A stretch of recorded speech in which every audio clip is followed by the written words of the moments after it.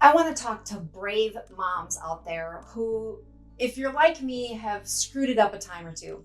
This video is about why I test my kids for vitamin D. Vitamin D is one of those strange molecules that should have two names. It should be called a vitamin as well as a hormone. It's called a vitamin because, like other vitamins, you must consume it. Whether that consumption is nutritionally or from the sun, you can't make it from inside your body. It's essential for us to live. And that's why it's labeled a vitamin. But it's unique to the vitamins because it's also a hormone. And by that word, I mean that it goes into a multitude of cells and does different things in each of those cells. Like hormones, it's vital for the development and the process of how our bodies grow and heal. Watch vitamin D be swallowed into our bodies through a supplement or whether it's through the sun. It circulates within our body and then it dives into our cells. A unique receptor takes that vitamin D and pulls it into the cells where the mitochondria then activates it to its proper form, and now it can slip inside the nucleus. This is where the magic happens.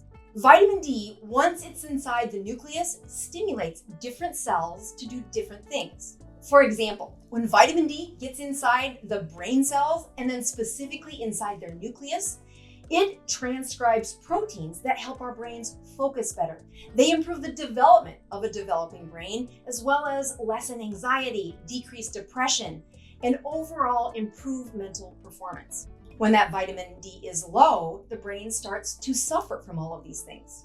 Vitamin D inside the cells of your bones increase a different protein. And for your heart cells, yet another different protein. This is why vitamin D seems almost magical in how many diseases seem to be prevented by the presence of vitamin D. We know that brains work better, hearts work better, diabetes is less, depression is less, viruses last longer, and bodies overall function better when vitamin D is at adequate or good levels. I think our job as moms is a huge list that could go on for hours. But I have a lot of guilt over the missed steps that I've had where some of their health problems were not addressed. How could I miss it? How could I miss that my kids were low in vitamin D? The impact of low vitamin D is called a subclinical setting, meaning low vitamin D doesn't cause this alarming set of symptoms. You must check it to know if it's in the suboptimal range. And here's where it gets even a little more complicated, is that the normal range for vitamin D has been set by the population average. And unfortunately, we've been a population that's been way too low on vitamin D. But that's not good enough for my kids or my patients. I want their vitamin D in the 50 to 70 range if they're healthy, and from the 70 to 100 range if they're fighting one of these chronic diseases. So, how do you get your kids to check vitamin D? I don't ignore the struggle of getting kids into a lab and getting their blood drawn for a lab test. I struggle with that with my adult patients. It's even more complicated when you look at the cost of checking your vitamin D through a lab. That cost is a minimum of $80 and sometimes up to $180. There's also a cost of the lab fee, so it ranges between $80 and $250. Unfortunately, if your insurance is covering it, they're only going to cover it every 12 to 18 months if it's in the normal range. To get my kids and my patients to have a vitamin D between 50 and 100, they need to check it routinely to prove that it's staying there. So how do you get your lab checked routinely?